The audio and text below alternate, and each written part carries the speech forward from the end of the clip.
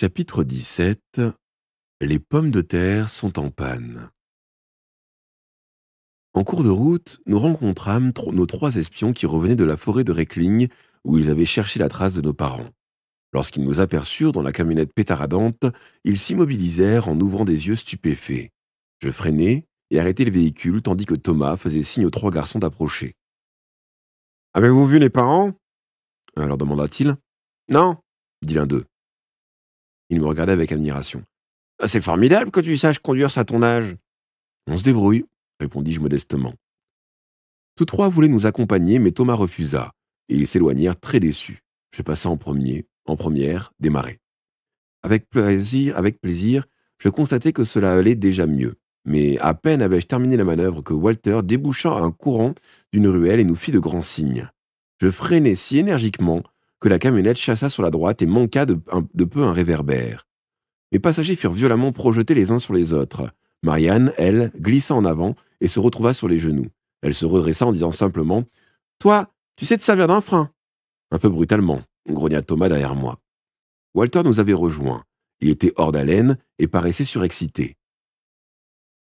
« Les pirates taillent des gourdins dans la forêt, parvint-il enfin à nous annoncer.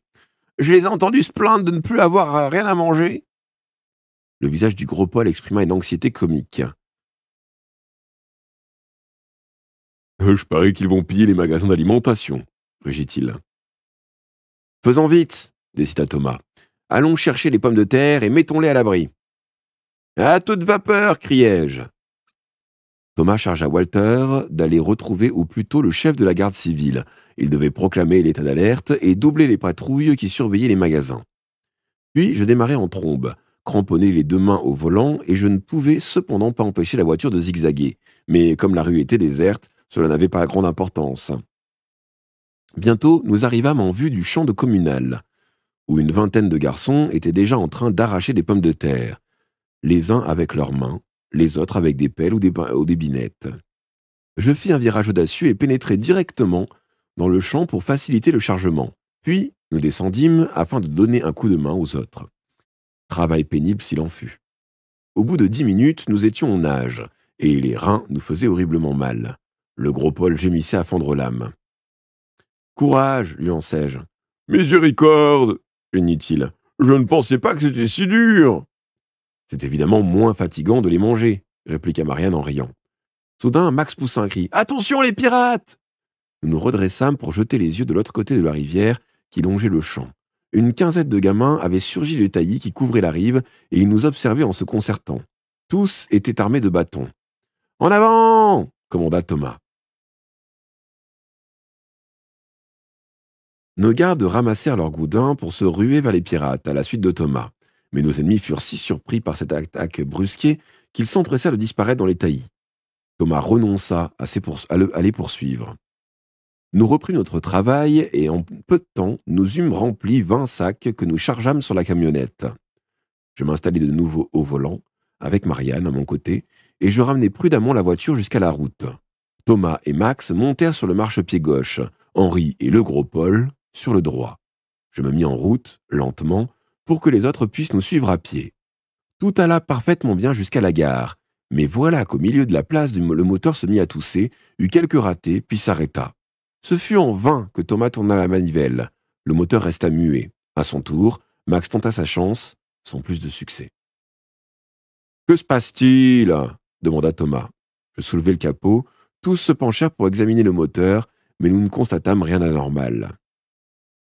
À l'aide d'une clé, je dévissai les bougies, nettoyai soigneusement les électrodes et les remis en place.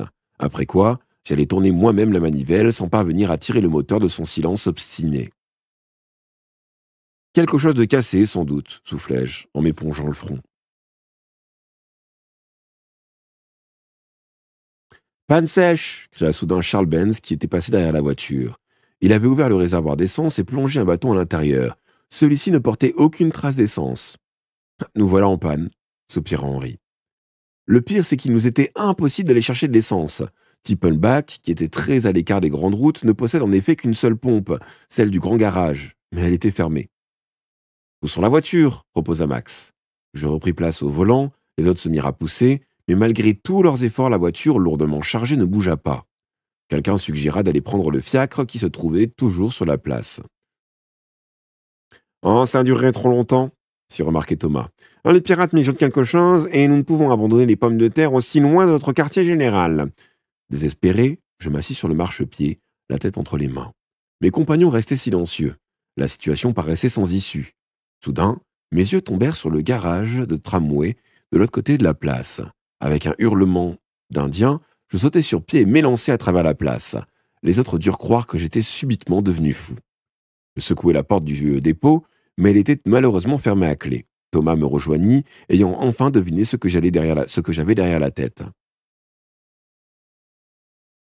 « Tu veux prendre le tram ? Et comment ? Je connais la manœuvre. Nous chargerons les sacs sur les plateformes et nous irons jusqu'au coin du marché, aux chèvres. De là, il sera facile de les transporter au Lion d'Or. » « Fameuse idée !» reconnut-il. « Oui, mais l'ennui, c'est que ce satané garage est fermé à double tour. »« Oh, ne t'inquiète pas, nous allons le téléphoner à Louis pour lui dire de nous envoyer les clés par courrier spécial. »« Oh, fameuse idée !» dis-je à mon tour. « Moi, je téléphonerai à l'usine électrique pour qu'on nous donne le courant. » Alors que Thomas eut donné l'ordre aux gardes d'entreprendre la déchargement des sacs, des pommes de terre, nous dirigeâmes vers la gare. Le quai était désert. Nous trouvâmes Ernest Werner en train de jouer aux cartes avec ses adjoints dans le bureau de son père. L'entrée de Thomas fit l'effet d'un ouragan. « Comment » cria-t-il. « C'est ce que vous appelez monter la garde ? À vos postes, au trot !» Les jeunes garçons s'esquivèrent, l'oreille basse. Ernest tenta de se justifier. « Nous n'avons rien d'autre à faire, le train ne passe qu'à 7 heures. » Sans lui répondre, Thomas s'approcha du téléphone, décrocha, mais dut attendre un long moment avant que le central manifestât son existence. « Tu es encore endormi ?» gronda-t-il enfin. « Passe-moi immédiatement le 9. » Puis il se tourna vers moi en haussant les épaules. « C'est Charlotte, évidemment. Elle doit avoir la maladie du sommeil. » Presque aussitôt, il obtint la communication. « Allô ?» reprit-il. « Qui est à l'appareil ? Walter ? Eh bien, ouvre tes oreilles. Louis doit m'envoyer immédiatement la clé du dépôt du tram. Oui, je suis à la gare. Expédiez-la par votre meilleur cycliste, mais vite, vite !» Il raccrocha. À mon tour, je pris l'écouteur et tournai la manivelle de la sonnerie. « Ici Charlotte !» dit une voix endormie. J'entendis même un bâillement. « Ici Manfred !» répliquai-je sur un ton furieux. « Espèce de marmotte, donne-moi le 33 !» « Un petit moment, me répondit-elle sans émouvoir. Faut d'abord que j'éternue. » De quoi devenir fou, soupirai-je en jetant un regard à Thomas. Je dus attendre que Charlotte eût terminé, mais ensuite ce fut le silence. Au bout d'1 minute, je commençai à tempêter, et j'obtins enfin la communication. « Ici l'usine électrique !» annonça la voix d'un de mes contremaîtres. « Ici Manfred, rien à signaler ? Non, tout va bien. » « Poussez la turbine à fond, ordonnai-je alors. Ensuite, vous brancherez le courant force sur le réseau du tram. Soyez prudent. Haute tension, n'y mettez pas vos doigts. »« Ce sera fait, » répondit la voix. Après avoir raccroché, je me tournai vers Thomas en me frottant les mains. « Voilà, dis-je. Quand nous aurons la clé, nous pourrons démarrer. » Mais Thomas ne semblait pas partager ma satisfaction. Il m'observait en plissant légèrement les yeux. « Nous nous lançons peut-être dans quelque chose d'un peu dangereux, » commença-t-il. « Ah, je sais, ne t'inquiète pas. En fin de compte, un tram est beaucoup moins fantastique qu'un vieux taco comme celui de tout à l'heure. Le tram roule sur les rails, et même si je pars en marche arrière, il n'y aura pas grand mal. » Thomas ne paraissait toujours pas très convaincu. « Tu feras bien attention, » me recommanda-t-il encore. « Tu iras très lentement. »« Oh, ne t'inquiète pas, c'est aussi facile à conduire qu'une voiture d'enfant. »« Oh, je vais bien te croire, » soupira-t-il. Ernest nous écoutait bouche bée. « Quoi ?» fit-il. « Vous allez faire marcher le tram ?» Le laissant à sa stupeur, nous quittâmes le bureau. Les gardes avaient déjà déchargé plus de la moitié des sacs de pommes de terre et les entassaient le long des rails. Debout sur le plateau de la camionnette, Marianne dirigeait les opérations. « Par ici !» ordonnait-elle. « Rangez celui-là un peu plus loin. Voyons, ne le laissez pas tomber. » « Oh, fais pas tant l'importante !»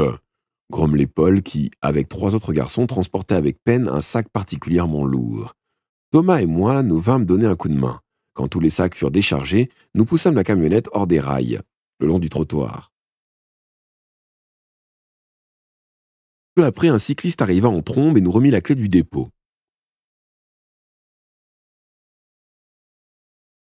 Il y a du neuf, ajouta-t-il. Quoi donc? Les pirates ont fait prisonnier Frédéric, qui était chargé de les surveiller. Ils lui ont donné une terrible raclée, puis ils l'ont relâché après lui avoir lié les mains derrière le dos et accroché un écriteau sur la poitrine. Quand il est arrivé à l'hôtel de ville, Frédéric en pleurait de rage. Thomas fronça les sourcils. Qu'avait-il écrit sur l'écriteau? Demanda-t-il. Le nouveau venu parut un peu gêné de rapporter à son chef le message insultant des pirates. Puis il dut s'y résoudre. Ils ont écrit « Ah, Thomas est assez lèche-botte. Voilà le sort qui attend vos mouchards. Vous aurez bientôt fini de crâner. L'heure de la vengeance a sonné. Nous allons vous pulvériser. » Signé Oscar.